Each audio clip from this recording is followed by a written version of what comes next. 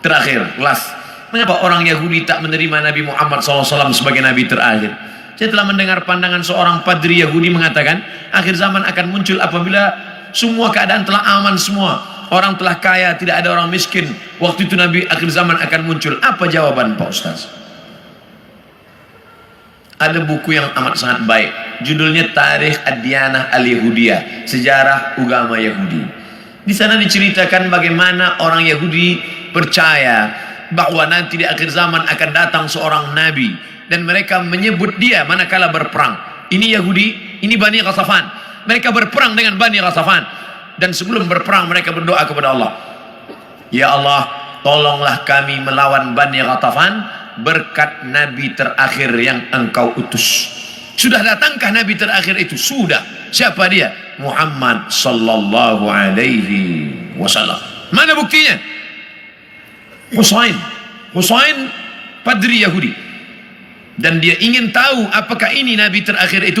Dia intip dari balik pokok kurma manakala Muhammad SAW datang. Tala'al badru alaina. Yang lain menyambut Nabi Muhammad, dia perhatikan dari jauh, dia tengok tanda-tandanya.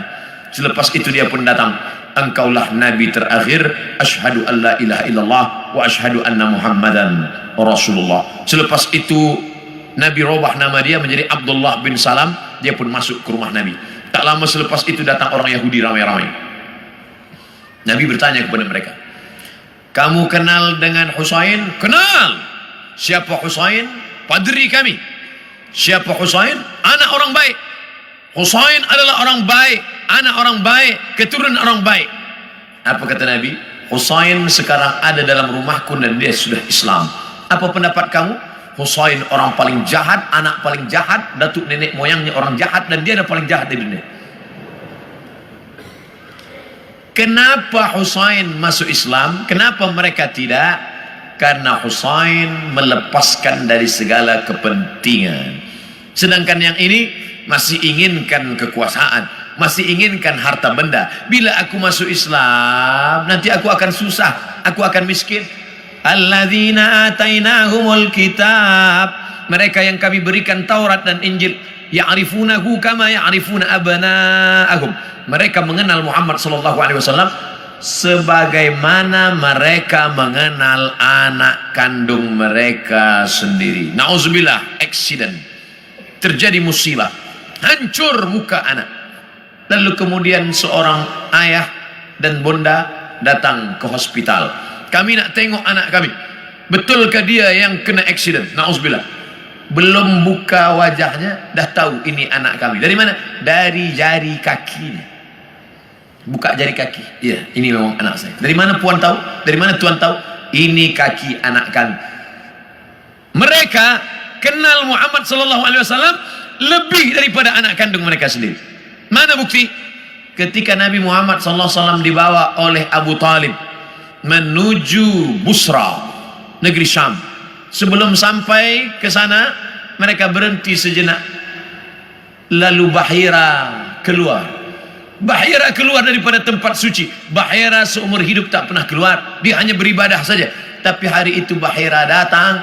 Apa kata Bahira? Bertanya kepada Abu Talib, ya rajul, wahai lelaki, siapa anak kecil ini? Kata Abu Talib, ini anakku, hada ibni. Kata Bahira, kalau betul kitab yang kubaca, ini bukan anakmu. Anak ini yatim, ayahnya dah mati sebelum dia lahir. Kenapa? Karena 3 tanda aku tengok. Pokok kayu bersujud, batu-batu bersujud, dan ada awan yang dari tadi menaungi dia. Tersenyum Abu Talib, ini memang bukan anakku, ini adalah anak saudaraku. Karena orang biasa berkata anak saudara itu anak kita juga. Anak saudara, anak kita. Rumah saudara, rumah kita. Tapi bini dia bukan bini kita. Ini siapa? Ini anak saya.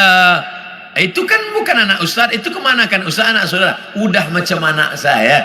Begitulah Bahira tahu bahwa ini anak ayahnya sudah meninggal. Itulah yang ditulis dalam syair Al-Barzanji. Walamma tamma min hamlihi, ketika hamilnya sempurna, syahrani 2 bulan, ala ashhuril aqwalil marwiyah, menurut hitungan bulan qamariyah. Tufiya bil Madinatil Munawwarati abuhu Abdullah, meninggal ayahnya Abdullah 2 bulan. Kenapa mereka tahu? kerana itu tertulis dan dituliskan dalam Al-Quran surat As-Saff, ya'ti mim ba'dismuhu Ahmad, akan datang nabi terakhir nanti dan dia bernama Ahmad. Kenapa yang datang itu Muhammad? Muhammad masyhur di bumi, Ahmad masyhur di antara malaikat. Ahmad dia, Muhammad dia, Toha dia, Yasin dia, Al-Fatih dia, Al-Khatim dia. Al-Fatihu lima ughliq wal khatimu lima sabaq, nasirul haqqi bil haqq, yahdi ila siratikal mustaqim. Dialah Al-Aqib, dialah Al-Hashir, huwa Ahmad, huwa Muhammad, huwa Toha, huwa Yasin, huwa Khatim, huwa Al-Fatih, huwa Al-Aqib, huwa Al-Hashir, huwa Al-Hami. 99 ini nama-nama, tapi dia juga adalah Muhammad sallallahu alaihi wasallam. Kenapa mereka tak beriman? Kerana mereka berkeyakinan yang datang itu keturunan Ibrahim, tapi dari jalan nasab Ishak. Ibrahim punya anak Ishak, Ishak punya anak Yakub. Yakub, nama lain daripada Yakub Israel. Maka anak cucu Yakub disebut dengan Bani Israel. Yakub punya anak Yusuf, Yusuf punya saudara lelaki bernama Yahuza. Cucu cicit keturunan Yahuza disebut dengan Yahudi. Mereka ingin nabi terakhir itu keturunan Ishak, Yakub, Yahuza. Sedangkan yang lahir terakhir ini Muhammad SAW, anak Abdullah, anak Abdul Muttalib, anak Hashim, anak Abdi Manaf, anak Qusay. Qusay lah yang membina Darun Nadwah di kota Makkah Al-Mukarramah. Cucu cicit keturunan daripada Adnan, Adnan keturunan daripada Ismail, Ismail anak daripada Ibrahim alaihissalam. Falamma ja'ahum ma arafu, ketika mereka didatangi, ketika datang orang yang mereka kenal itu, kafaru bih, mereka pun kafir dan ingkar. Padahal beza mereka hanya 2 simpang saja, satu simpang Ishak, satu simpang Ismail. Mereka tak percaya. Bagaimana dengan kita orang Melayu? Andailah orang Melayu tak nak beriman kecuali dengan Nabi Melayu. Aku tak nak Nabi seorang Arab, ingin Nabi yang Melayu, pakai baju Melayu, pakai songket Melayu. Aku Abdul Somad, saya Abdul Somad, tak pernah mempermasalahkan apakah dia datang dari Arab, apakah dia dari Quraisy. Yang penting aku bersyahadat asyhadu an la ilaha illallah wa asyhadu anna Muhammadan Rasulullah. Islam, makna Islam istislam. Makna istislam al-inqiyad wa ta'ah, patuh dan taat. Datang dia sami'na wa ata'na. Hari ini semua bumi Melayu bersyahadat, semua mengalahkan Egypt, Mesir. Sampai hari ini Mesir masih ada lagi yang tidak Islam, Arab tapi tidak Islam.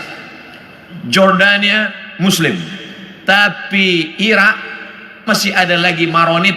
Mesir masih ada lagi Koptik, tapi kita bumi Melayu, kalau sudah disebut Melayu adalah Islam. Melayu tanpa Islam hilang me-nya, tinggal layunya saja lagi. Oleh sebab itu kita bangkitkan izzah ini, kita bangkitkan kekuatan kita dengan tidak memusuhi orang lain. Orang Melayu adalah bangsa Muslim yang terbuka untuk segala golongan.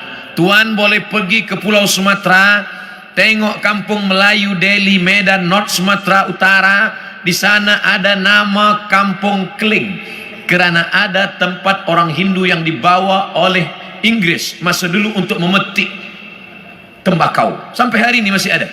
Di sana pula ada kampung nama Pecinan, tempatnya orang saudara kita daripada Chinese, Tionghoa, masih ada tegak berdiri.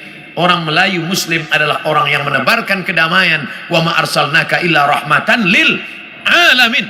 Terbuka, kita tak pernah memusuhi orang lain. Kamu nak beramal, sila beramal. Wala ana abidum ma'abattum wala antum abiduna ma'abud lakum dinukum waliyadin. Kita seperti lebah. Bagaimana lebah? Lebah itu tak pernah makan yang tak baik. Yang dimakan lebah itu hanya manis dari bunga-bunga. Sampai hari ini belum ada lebah guna dadah. 2, yang keluar daripada lebah pula elok-elok saja, yaitu madu lebah. Kenapa saya minum madu penyakit gula, diabetes saya? Yang salah bukan lebah, tukang jual lebah campur gula. Yang ketiga, bahwa lebah hinggap di ranting, tak ada ranting patah. Sampai hari ini lebah hanya membuat sarang di kayu tualang yang besar. Tak ada lebah patahkan ranting. Lebah tahu ini sesuai, ini tak sesuai. Yang keempat, lebah jangan diganggu. Orang Islam jangan diganggu. Bila engkau ganggu sarang lebah, dia akan kejar engkau. Masuk pun engkau ke sungai, dia akan tunggu. Bila engkau tak bernafas, engkau tarik nafas, di situ dia guna. Kepala engkau akan bengkak. Hati-hati dengan lebah. Dan lebah ada senjata satu saja. Di ekor lebah ada satu senjata. Lebah tahu, bila aku dah guna ini aku akan mati. Sengatan lebah diguna sekali seumur hidup. Dan kalau dia sudah pakai, orang akan kena, dia pun akan mati. Bagi lebah, lebih baik berputih tulang daripada berputih mata. Ini tak betul juga, sebab lebah tak bertulang. Bagi lebah, lebih baik mati, tapi mati syahid. Iskariman au mut syahidan. Oleh sebab itu berhati-hati. Mathalul mu'minin kamathalin nahli. Perumpamaan orang-orang beriman seperti lebah. Lebah. Kita gunakan filosofi ini dalam kehidupan kita. Mudah-mudahan kita selamat di awal zaman, selamat pula di akhir zaman, insyaallah. Amin.